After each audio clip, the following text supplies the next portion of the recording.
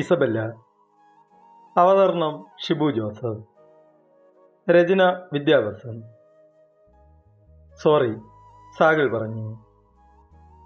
എന്താ sir, കണ്ണില്ലേ? Isabella കലിപ്പോട് ചോദിച്ചു. കണ്ണുകൊണ്ട് കൂടെ മാനേഴ്സും ഉണ്ട്, അതുകൊണ്ടാണ് സോറി ചോദിച്ചത്. മാനേഴ്സ് അടുത്ത് പോലും പോകാത്ത തന്നോട് ഇത് പറഞ്ഞിട്ട് കാര്യമില്ലെന്നറിയാം, എന്നാലും പറയുക സോറി. സാഗിൽ പുച്ഛത്തോടെ പറഞ്ഞുകൊണ്ടുപോയി. ഇസബെല്ല ചവിട്ടിത്തുള്ളിക്കൊണ്ട് സ്റ്റാഫ് റൂമിൽ കയറി. മോളെ ഇസബെല്ല, ഇതെന്തു പറ്റി? പുതിയ സാറുമായി ഇടഞ്ഞോ? നിന്റെ പേര് കേട്ടാൽ ആള് കലിപ്പാവുന്നല്ലോ. സഹീറ ഇസബെല്ലയെ നോക്കി ചോദിച്ചു. അത് മാം, എൻ്റെ ഉപ്പയെ വിളിച്ചു. എനിക്ക് ഉപ്പയെ വിളിക്കുന്നത് ഇഷ്ടമില്ല, ഇടർച്ചയോട് ഇസബെല്ല പറഞ്ഞു. ഇസു, സാറാണ്, ഇച്ചിരി റെസ്പെക്റ്റ് കൊടുക്കുന്നത് നല്ലതാണ്. രാവിലെ നടന്നതെല്ലാം ഞാൻ അറിഞ്ഞു, സഹീറ ഇസബെല്ലയെ നോക്കി പറഞ്ഞു. ഇസബെല്ല വലിച്ച ചിരിയോടെ സഹീറയെ നോക്കി. വെക്കോ, ഇനി എന്തേലും കുരുത്തൊക്കെ ഒപ്പിച്ചാലുണ്ടല്ലോ, സഹീറ കപട ദേഷ്യത്തോടെ പറഞ്ഞു. ഇസബെല്ല കള്ളച്ചിരിയോടെ പോയി. വൈകുന്നേരം ക്ലാസ് തീർന്ന് വീട്ടിൽ പോയപ്പോൾ മുറ്റത്തിൽ കാർ നിൽക്കുന്നതുകൊണ്ട് സംശയത്തോടെ ഇസബെല്ല അകത്ത് കയറി. ഹാളിൽ ഫാത്തിമയും ഇർഫാനും ഇരിക്കുന്നതുകൊണ്ട് ഇസബെല്ല ഐഷുവിനെ നോക്കി. മോളെ, ഇത് ഫാത്തിമ ചേച്ചി. കൊച്ചിലെ ഈ ചേച്ചിയുടെ വീട്ടിലാണ് ഞാൻ കളിച്ചു നടന്നത്. മോനിന്റെ കോളേജിൽ പഠിക്കുവാണത്രേ, അറിയോ മോനെ? ഐഷു ഇസബെല്ലയുടെ അടുത്തൊന്ന് ചോദിച്ചു. അറിയില്ല, ഇസബെല്ല പറഞ്ഞു. മോളെ, മോളുടെ പേരെന്താ? ഫാത്തിമ അടുത്തൊന്ന് സ്നേഹത്തോട് ചോദിച്ചു. ഇസബെല്ല ചിരിയോടെ പറഞ്ഞുകൊണ്ട് ഇസബെല്ല അകത്തു പോയി. ഫാത്തിമ ചിരിയോടെ നോക്കിയിരുന്നു. ഈ പെണ്ണിന് എന്തു പറ്റി? ഐഷു മനസ്സിൽ പറഞ്ഞുകൊണ്ട് അവരെ നോക്കി ചിരിച്ചു. അവർ യാത്ര പറഞ്ഞുപോയി. ഡീസ, ഇന്ന് നീ കാണിച്ചത് ഒട്ടും ശരിയായില്ല. അവരോട് ഒന്നും മിണ്ടാതെ നീ പോയതെന്താ? അവർ എന്ത് വിചാരിച്ചാണ്? അത്താഴം വിളമ്പിക്കൊണ്ട് ഐഷു ചോദിച്ചു. അതിന് ഞാൻ എന്ത് ചെയ്തു? ഇസബെല്ല ദേഷ്യത്തോടെ ചോദിച്ചു. ഈ പെണ്ണിന് വട്ടിയെ നീ, പടച്ചോനെ കാത്തോളണി, ഐഷു പറഞ്ഞുകൊണ്ട് അടുക്കളയിൽ പോയി. അതേസമയം സാഗിലിന്റെ വീട്ടിൽ. ദേ, ആ കൊച്ചു കാണാൻ നല്ല മുഞ്ചല്ലേ? ഫാത്തിമ ഇർഫാനോട് പറഞ്ഞു.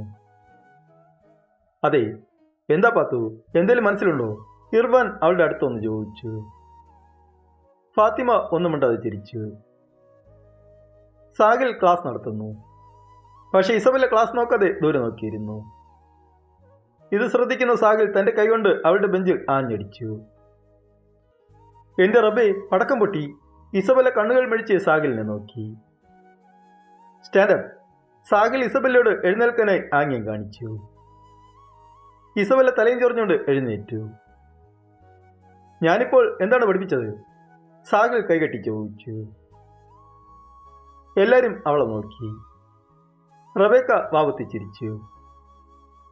ഇസബെല്ല സാഗിൽ പഠിപ്പിച്ചത് ഒന്നും വിടാതെ പറഞ്ഞു. ഇത് കേൾക്കുന്ന എല്ലാവരും വായം പൊളിച്ചിരുന്നു. സാഗിലിന്റെ കിളി എവിടെയോ പറന്നു വന്നതുകൊണ്ട് ഇസബെല്ല വാവത്തി ചിരിച്ചു. Okay, sit.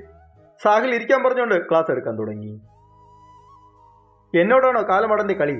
ഇസബെല്ല ചിരിയോടെ മനസ്സിൽ പറഞ്ഞു. എടീസു, എങ്ങനെയടി? സജിയ പതിയെ ചോദിച്ചു.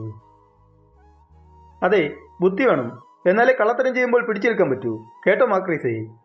ഇസബെല്ല വായിൽ വെച്ച് പറഞ്ഞു. സ്റ്റാഫ് റൂമിലിരുന്ന് ആലോചിക്കുന്ന സാഹിലിന്റെ മുന്നിൽ രഞ്ജിത്ത് വന്നിരുന്നു. എന്താ സാർ ഇത്ര ആലോചന? സാഹിലിന്റെ ആലോചന കണ്ട് രഞ്ജിത്ത് ബെഞ്ചിൽ തട്ടിക്കൊണ്ട് ചോദിച്ചു. അല്ല സാർ, ഇസബെല്ല അവളിന്ന് ക്ലാസ്സിൽ വാ നോക്കിയിരുന്നു. ഒരു പണി കൊടുക്കാൻ അവളെ എഴുന്നേൽപ്പിച്ചു. ഞാൻ പഠിപ്പിച്ചത് എന്തൊക്കെയാണെന്ന് പറയാൻ പറഞ്ഞു. ഞാൻ കരുതി വാ നോക്കി അവൾക്ക് ഇത് പറയാനാവില്ലെന്ന്. ബട്ട് അമേസിങ്, ഞാൻ പഠിപ്പിച്ചത് മണിമണിയായി പറഞ്ഞു. How it's possible? സാഹിൽ അത്ഭുതത്തോടെ രഞ്ജിത്തിനെ നോക്കി പറഞ്ഞു. രഞ്ജിത്ത് ചിരിച്ചു. സാഗിൽ പുരിയം ചുരുക്കി രഞ്ജിത്തിനെ നോക്കി. സാറേ, അവളുടെ ക്യാരക്ടർ അതാണ്. മറ്റേ കുട്ടികൾ കളിക്കാനെ ഗ്രൗണ്ടിൽ പോകുമ്പോൾ ഈ കുട്ടി ബുക്കും കൊണ്ട് പഠിക്കാൻ പോകും. നാളെ നമ്മൾ എടുക്കാൻ പോകുന്ന ടോപ്പിക്ക് അവൾ വായിച്ച് മനസ്സിലാക്കിയെടുക്കും. സോ അതുകൊണ്ട് നമ്മൾ പഠിപ്പിക്കുമ്പോൾ അവൾക്ക് പെട്ടെന്ന് മനസ്സിലാകും, രഞ്ജിത്ത് പറഞ്ഞു നിർത്തി. ഓഹോ, സാഗിൽ തലയാട്ടി. പാവം കുട്ടിയാ, പക്ഷെ കാന്താരിയും കൂടിയാണ്, രഞ്ജിത്ത് പറഞ്ഞുകൊണ്ട് പോയി. സാഗിൽ എന്തോ ആലോചിച്ചവനെ പോലെ എഴുന്നേറ്റു. ഇസബെല്ലയുടെ ക്ലാസ്സിൽ എടി ചിഞ്ചു, ഓരോരുത്തിക്കും അഹങ്കാരം ലേശം കൂടിയിട്ടുണ്ടോ എന്നൊരു സംശയം. ഓവർ സ്മാർട്ടാകാം, പക്ഷെ അതിനും വേണം ഒരു യോഗ്യത. പാത്രം കഴുകി തിന്നുന്നവർക്ക് ഇതൊന്നും പറഞ്ഞിട്ടില്ല. റബേക്ക ബെഞ്ചിലിരുന്ന് ഇസബെല്ലയെ നോക്കി പരിഹാസത്തോടെ പറഞ്ഞു. ഇസബെല്ല ഒന്നും മിണ്ടാതെ കേട്ടുകൊണ്ടിരുന്നു. അപ്പോൾ ആ വഴിയെ പോയ സാഹിൽ റബേക്കയുടെ സംസാരം കേട്ടിരുന്നു. പാത്രം കഴുകുന്ന വാലിക്കരിയുടെ മോള് നാളെ കളക്ടറാകാൻ പോകുന്നു. സ്വപ്നം അല്ലാതെന്താ? പാത്രം കഴുകി വയറ് നിറയ്ക്കുമോ അതോ കളക്ടറിനെ പഠിക്കുമോ? ചിഞ്ചു ചിരിയോടെ പറഞ്ഞു. അതെടി, എൻ്റെ ഉമ്മ അടുക്കളക്കാരിയാണ്. 4 വീട്ടിൽ പോയി പാത്രം കഴുകി തന്നെയാണ് ജീവിക്കുന്നത്. അല്ലാതെ ഗൾഫ് സ്പ്രേ അടിച്ച് കെട്ടിയൻ മരുഭൂമിയിൽ ചുട്ടുകൊള്ളുന്ന വെയിലിൽ അന്തിയോളം പണിയെടുത്ത് അയക്കുന്ന കാശിൽ കണ്ട ആൺപിള്ളവരോട് കറങ്ങി നടക്കുന്ന നിന്റെ ഉമ്മയെ പോലെയല്ല എൻ്റെ ഉമ്മ. സ്വർണ്ണക്കരണ്ടിയിൽ ജനിച്ച നിന്നെപ്പോലുള്ളവർക്ക് അതിൻ്റെ വില അറിയില്ല. എൻ്റെ ഉപ്പ പോയതോടെ എൻ്റെ ഉമ്മ എനിക്ക് വേണ്ടി ജീവിച്ചു. എൻ്റെ വിശപ്പ് മാറ്റാൻ മാനം വിറ്റ് ജീവിക്കാതെ അന്തസ്സായി പണിയെടുത്ത് ജീവിച്ചു. അത് പാത്രം കഴിയുകയാണെങ്കിലും ഞാൻ കളക്ടറാകും. അതെൻ്റെ വാശിയാണ്. അടുക്കളക്കാരി ഐശുവിൻ്റെ മോൾ ഇസബെല്ലയാണ് ഇത് പറയുന്നത്. മുഖം ചുവന്നു കൊടുത്തുകൊണ്ട് ദേഷ്യത്തോടെ ഇസബെല്ല പറഞ്ഞു. ഇസു വേണ്ട, മതി. നാദിയ അവളെ സമാധാനപ്പെടുത്തി. ഇതൊക്കെ കേട്ടുകൊണ്ടിരുന്ന സാഹിൽ ചെറുചിരിയോടെ അകത്ത് കയറി. സാഹിലിനെ കണ്ടതും ദേഷ്യത്തോടെ ഇസബെല്ല മുഖം വെട്ടിച്ചു. റബേക്ക ചിരിയോടെ സീറ്റിൽ പോയിരുന്നു. വൈകുന്നേരം ക്ലാസ് തീർന്ന് ഇസബെല്ല വീട്ടിൽ പോകുന്ന സമയം 3 പിള്ളേർ അവളെ വളഞ്ഞു. ഇസബെല്ല ഭയത്തോടെ അവരെ നോക്കിയിരുന്നു. എന്താടി മഞ്ചത്തി, എത്ര കാലായി നിന്നെ കൊതിച്ച്, പിടി തരുന്നില്ലല്ലോ. അതിലൊരുത്തൻ അവളുടെ കൈ കയറി പിടിച്ചോണ്ട് പറഞ്ഞു. എടുക്കടാ കൈ, ഇസബെല്ല ദേഷ്യത്തോടെ പറഞ്ഞു. എടുത്തില്ലെങ്കിലോ? മറ്റൊരുത്തൻ അവളുടെ അടുത്തുനിന്ന് ചുണ്ടു കടിച്ചോണ്ട് ചോദിച്ചു. ഇസബെല്ല കാലി കിടന്ന് ചെരുപ്പെടുത്ത് കയ്യിൽ പിടിച്ചവനെ അടിച്ചു. ഇത് കാണുന്ന എല്ലാവരും ഞെട്ടലോടെ അവളെ നോക്കി. എടി പന്ന മോളെ! അടികിട്ടിയവൻ ദേഷ്യത്തോടെ അവളുടെ ഷോളിനെ ഊരി ദൂരെ കളഞ്ഞു. ഇസബെല്ല തന്റെ 2 കൈ കൊണ്ട് മാറിനെ മറിച്ച് അവമാനത്തോടെ അവരെ നോക്കി. പിള്ളേരി, ഈ ജന്നാ പണിയാ കാണിച്ചത്? സാഹിൽ ഷോളിലെടുത്ത് കൊടുത്തോണ്ട് അവരെടുത്ത് ചോദിച്ചു. സാറ് പോണം, ഇത് പിള്ളേർ തമ്മിലുള്ളതാ. അതിലൊരുത്തൻ സാഹിലിനെ തട്ടിക്കൊണ്ട് പറഞ്ഞു. ആയിക്കോട്ടെ, പക്ഷെ ഇവൾ എന്റെ സ്റ്റുഡൻ്റാണ്. ഇവൾക്ക് എന്തെങ്കിലും ഒന്നായാൽ കണ്ടു നിൽക്കാൻ നിന്റെ ഒപ്പയല്ല എൻ്റെ ഒപ്പ. സാഹിൽ പറഞ്ഞുകൊണ്ട് അവന്റെ കർണത്ത് നോക്കി പൊട്ടിച്ചു. സാഹിലിന്റെ ദേഷ്യം കൊണ്ട് ഇസബെല്ലയും പേടിച്ചു. സോറി സാർ, പിള്ളേരെല്ലാവരും പേടിയോടെ കരഞ്ഞു വിളിച്ചു. വെക്കോ, സാഹിൽ അവരെ തട്ടിവിട്ടു. ഇസബെല്ല ഒന്നും മിണ്ടാതെ തല കുനിഞ്ഞിരുന്നു. സ്മാർട്ടാകാം, ബട്ട് ഓവർ സ്മാർട്ടാകാൻ പാടില്ല. വാ, വീട്ടിൽ കൊണ്ടാക്കാം. ഇസബെല്ലയുടെ ബാഗ് എടുത്തുകൊണ്ട് സാഹിൽ മുന്നോട്ട് നടന്നു. ഇസബെല്ല പോവാതെ നിന്നു. ഇസബെല്ല വരാതെ നിൽക്കുന്നത് സാഹിൽ കണ്ടു. വരുന്നുണ്ടോ? ഇസബെല്ല ഒന്നും മിണ്ടാതെ കാറിൽ പോയിരുന്നു. കാറിൽ പോകുമ്പോഴും രണ്ടുപേരും ഒന്നും മിണ്ടിയില്ല. അവളുടെ വീട് വന്നതും ഇസബെല്ല ഇറങ്ങി തിരിഞ്ഞോലും നോക്കാതെ പോയി. എന്തൊരു ജാടാ! ഒരു താങ്ക്സ് പറഞ്ഞാൽ ഇവൾക്ക് എന്ത്? സാഹിൽ മൂഞ്ചി വിളിച്ചോണ്ട് കാർ ഡ്രൈവ് ചെയ്തു. കോളേജിടെ ഒരുക്കങ്ങൾ തുടങ്ങി. എല്ലാവരും ഡാൻസ് പാട്ട് എന്ന് പോയപ്പോഴും ഇസബെല്ല അപ്പോഴും ബുക്ക് വായിച്ചുകൊണ്ടിരുന്നു. ഇതൊക്കെ കാണുന്ന സാഹിലിന്റെ ചുണ്ടിൽ അറിയാതെ ഒരു ചിരി ഉടർന്നു. കോളേജിടെ വരാറായി. എല്ലാവരും പുതിയ തുണി വന്നു. എല്ലാവരും കോളേജിടെ അടിച്ചു പൊളിക്കുമ്പോഴും ഇസബെല്ല ഒരു കോണിൽ പോയിരുന്ന് എല്ലാം നോക്കിക്കൊണ്ടിരുന്നു. ഇത് മിയ കണ്ടു. എടി, എല്ലാവരും അടിച്ചു പൊളിക്കുക.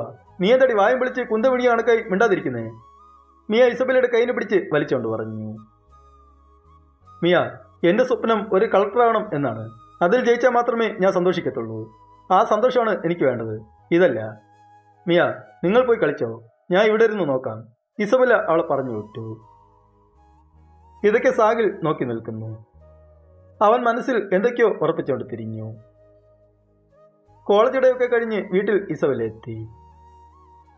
മോളെ ഇസു, നാളെ ഒരു കൂട്ടർ വരുന്നു നിന്നെ പെണ്ണ് കാണാൻ. ആയിഷ സന്തോഷത്തോടെ ഓടിയെന്ന് പറഞ്ഞു. ഉമ്മി, ഇസബെല്ല ദേഷ്യത്തോടെ വിളിച്ചു. മോളെ, നല്ല കൂട്ടരാ. മോൾക്ക് എന്തുകൊണ്ട് ചേരുന്നവരാ. മോള് സമ്മതിക്കണം. ആയിഷു ഇസബെല്ലയുടെ കവളി പിടിച്ച് സന്തോഷത്തോടെ പറഞ്ഞു. ഉമ്മി, എൻ്റെ കരിയർ, എൻ്റെ സ്വപ്നം, അതൊക്കെ ഉമ്മി മറന്നോ? എനിക്ക് നിൽക്കാതെ വേണ്ട. എനിക്ക് പഠിക്കണം, കളക്ടറാവണം. ഇസബെല്ല ഉറപ്പോടെ പറഞ്ഞു. മോളെ, അവർ നിന്നെ പഠിപ്പിക്കും, കളക്ടറാക്കും. അവർക്ക് എന്ത് സമ്മതമാണ് മോളെ? മോളെ, ഈ അടുക്കളക്കാരിയെ കൊണ്ട് നിന്നെ കളക്ടറാക്കാൻ പറ്റുമെന്ന് തോന്നുന്നുണ്ടോ? മോള് സമ്മതിക്കണം. ഇടർച്ചോടെ ആയിഷ പറഞ്ഞു. ഇസബെല്ല ഒന്നും മിണ്ടാതെ കലി കൊണ്ടുപോയി. ഇസബെല്ല മുറിയിൽ പോരുന്ന് കരഞ്ഞു. എൻ്റെ സ്വപ്നം, എൻ്റെ ഇഷ്ടം, അതെന്താ ഉമ്മി നോക്കാത്തത്? ഇസബെല്ല ആലോചിച്ചുകൊണ്ട് കിടന്നുറങ്ങി. ഐഷ പെണ്ണ് കാണാൻ വരുന്നവർക്കുള്ള പലഹാരം ഒരുക്കുന്നു. ഇതൊക്കെ കലിയോടെ നോക്കി നിൽക്കുന്നു ഇസബെല്ല. മോള് പോയി കുളിക്കേ, അവർ വരുന്ന സമയമായി. ഉമ്മി, എനിക്ക് നിക്കാവ് വേണ്ട, എനിക്ക് പഠിക്കണം. ഇസബെല്ല കൊഞ്ചലോടെ ഐഷുവിനെ കെട്ടിപ്പിടിച്ചു. മോളെ, ഇതിന് നീ സമ്മതിച്ചില്ലെങ്കിൽ പിന്നെ ഈ ഉമ്മിയെ കാണില്ല കേട്ടല്ലോ, ദേഷ്യത്തോടെ ഐഷു പറഞ്ഞു. ഇസബെല്ല ഒന്നും മിണ്ടാതെ കുളിച്ച് ഒരുങ്ങാൻ പോയി. ഏതവനാണോ എന്നെ കെട്ടിയെടുക്കുന്നത്? കാണിച്ചു കൊടുക്കാം, ഇങ്ങോട്ട് വന്നോട്ടെ. ഇസബെല്ല പല്ലും കടിച്ചുകൊണ്ട് ഒരുങ്ങാനായി പോയി. ചെക്കൻ വീട്ടുകാർ വന്ന ശബ്ദം മുറിയിൽ നിന്ന് ഇസബെല്ല കേട്ടു. വന്നു ദുഷ്ടൻ, ഇസബെല്ല മോൻ ചൊളിച്ചോണ്ട് പറഞ്ഞു. മോളെ ഇസു, അവർ വന്നു, പുറത്തുവായോ? കുറച്ചു സമയമായതും ഐഷു ഉച്ചത്തിൽ വിളിച്ചു. ഇസബെല്ല വാതിൽ തുറന്ന് അവരുടെ മുന്നിൽ പോയി നിന്നു.